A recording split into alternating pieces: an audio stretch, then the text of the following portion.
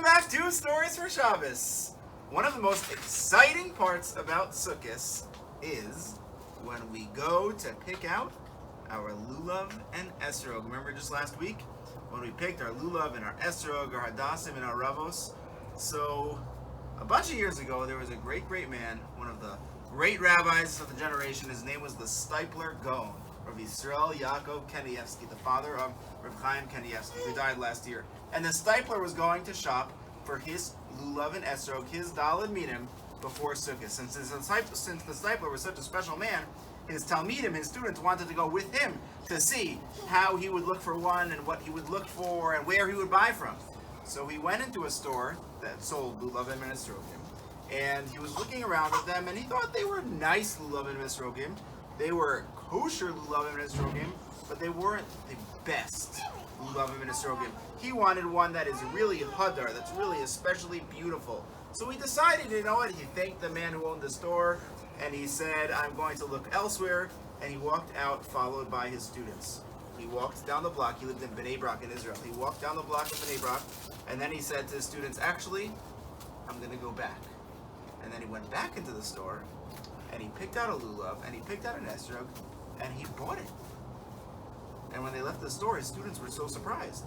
They said, Rebbe, when we came in here just 3 minutes ago, you said that the lulavim were kosher and that the esrogim were fine, but they weren't the best and they weren't the greatest, and you wanted to buy one that was hadar. We were going to go somewhere else. Why did you change your mind? Why did you come back to buy lulav and esrog from this seller, even though it wasn't the best? And he said, I realized while I was walking down the block that there were probably other people watching. And they may have seen the Stipler. He understood, even though he was a humble man, he understood that he was a great leader, and people looked to him for advice and for guidance and for halacha.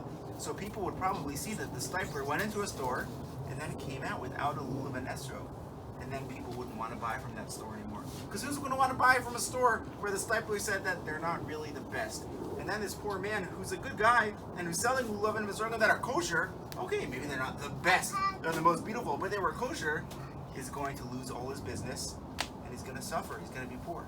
So the Stipler said, it's worth it for me to go buy one. It's kosher anyway, and that way people will support this man. They'll have kosher lulavim and esrogim, and this man will have a parnasa, he'll have money to support his family and to buy food for Yantiv. Maybe I could always buy another lulav and esrog if I find a better one, and I'll use that one. I don't necessarily have to use this one, but I want to buy it to make sure that this man is able to support his family.